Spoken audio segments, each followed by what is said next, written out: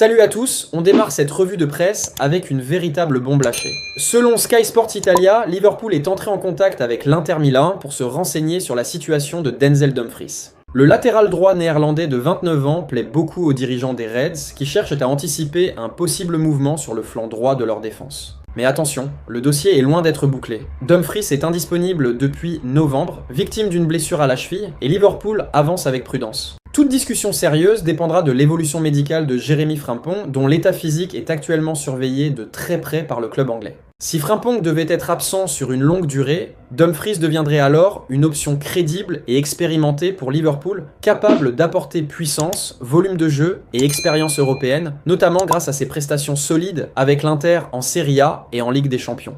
Du côté de Milan, l'Inter reste ouvert à écouter les offres, mais aucune décision ne sera prise tant que l'état de santé du joueur ne sera pas totalement clarifié. Autre information importante révélée par Sky Sports Italia, Liverpool ne s'intéresse pas du tout au jeune Guivero Red, latéral droit de Feyenoord.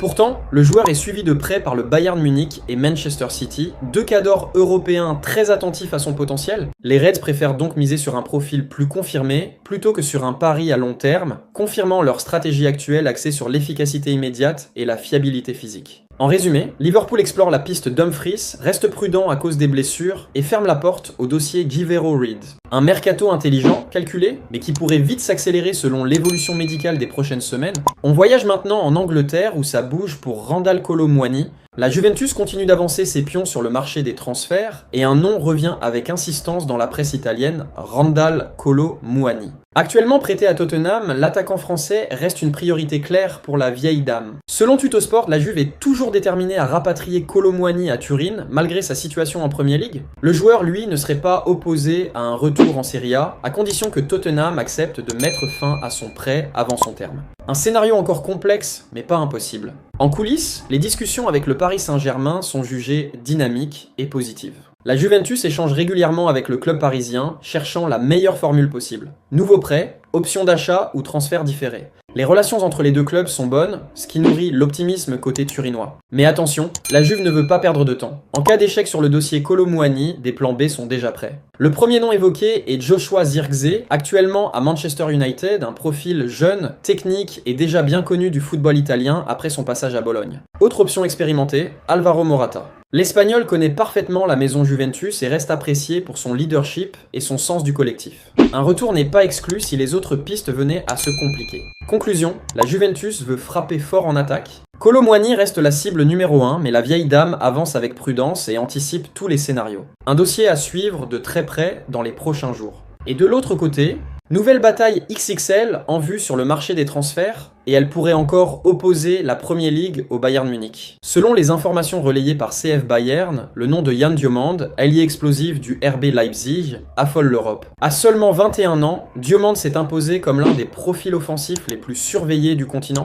Percussion, vitesse, capacité à faire des différences en 1 contre 1, le joueur coche toutes les cases du football moderne. Et forcément, les géants sont déjà en embuscade. Arsenal tout d'abord. Les Gunners se suivent le joueur de très près. Mikel Arteta cherche à renforcer ses ailes avec un profil capable d'apporter de l'impact immédiat, mais aussi une vraie marge de progression. Diomand correspond parfaitement à cette philosophie. Jeune, intense, discipliné tactiquement et capable d'évoluer sur plusieurs postes offensifs. Liverpool est également sur le dossier. À Anfield, on anticipe déjà l'avenir du secteur offensif. Le profil de Diomand plaît beaucoup en interne, notamment pour sa capacité à jouer dans un système très vertical, basé sur le pressing et les transitions rapides. Les Reds apprécient aussi sa mentalité et son volume de jeu. Manchester United, de son côté, continue de scruter le marché à la recherche d'un ailier capable d'apporter de la constance et de la percussion.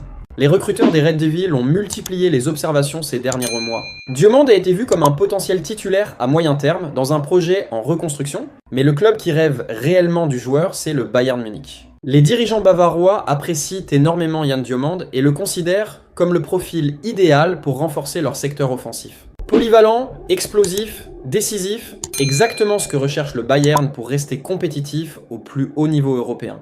Et le problème, le prix, Leipzig réclamerait environ 100 millions d'euros. Un montant jugé excessif par le Bayern, surtout face au risque d'une surenchère venue de Premier League, où les clubs n'hésitent plus à casser la tirelire. Résultat, le Bayern commence à s'impatienter. Le club allemand ne veut pas entrer dans une guerre d'enchères, mais sait aussi que laisser filer un tel talent vers l'Angleterre pourrait être un énorme regret. Un nouveau bras de fer s'annonce donc entre la Bundesliga et la Premier League, avec Yann Diomande au centre de toutes les attentions. Affaire à suivre de très près dans les prochaines semaines. Et du côté Italie, nouvelle pépite, nouveau feuilleton en Serie A. Selon plusieurs sources italiennes, l'Inter Milan s'intéresse de très près à Nico Paz pour la saison prochaine, après des performances tout simplement impressionnantes sous les couleurs de Com. Le milieu offensif argentin est en train de faire exploser sa cote. À seulement 20 ans, Nico Paz affiche déjà des statistiques très solides, 15 buts et passes décisives en 22 matchs, toutes compétitions confondues. Des chiffres qui n'ont pas échappé aux dirigeants nerazzurri. Sa valeur est aujourd'hui estimée à près de 100 millions d'euros, un montant énorme pour l'Inter, qui réfléchirait tout de même à une première offre afin de se positionner rapidement sur le dossier. Mais attention, le dossier est loin d'être simple. Le Real Madrid garde la main. Le club merengue dispose d'une clause prioritaire dans le contrat de Nico Paz lui permettant de le récupérer pour seulement 10 millions d'euros. Un avantage stratégique colossal qui place Madrid en pole position. L'Inter le sait, sans un refus clair du Real Madrid, il sera très difficile d'aller plus loin. Toutefois, les nerazzurri surveillant la situation de près, prêts à bondir si une opportunité se présente. À Milan, on voit en Nico Paz un futur leader technique et capable d'apporter créativité, percussion et efficacité dans l'entrejeu. Un profil rare, moderne, parfaitement adapté au football italien. Le feuilleton ne fait que commencer, et une chose est sûre, Nico Paz sera l'un des noms chauds du prochain mercato estival, selon Top Skills Sportuk.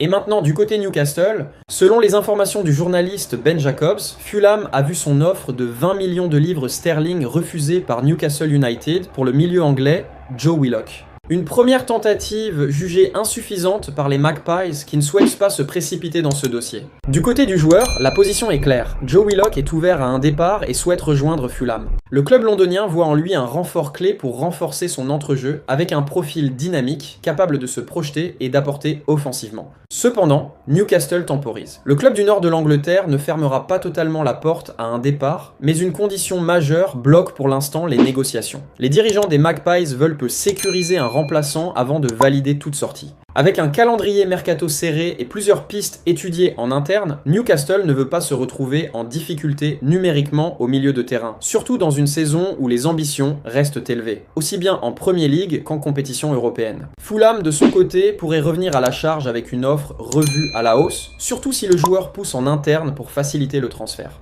Les discussions pourraient donc s'intensifier dans les prochains jours, à condition que Newcastle avance sur le recrutement d'un successeur. Dossier à suivre de très près, car la volonté du joueur est là, mais tout dépend désormais de la stratégie de Newcastle sur ce mercato. Que pensez-vous de cela? Dites-nous dans le commentaire. Et c'est tout pour aujourd'hui, n'oubliez pas de vous abonner et d'activer la cloche de notification pour ne rien rater de nos prochaines vidéos. Bye bye bye.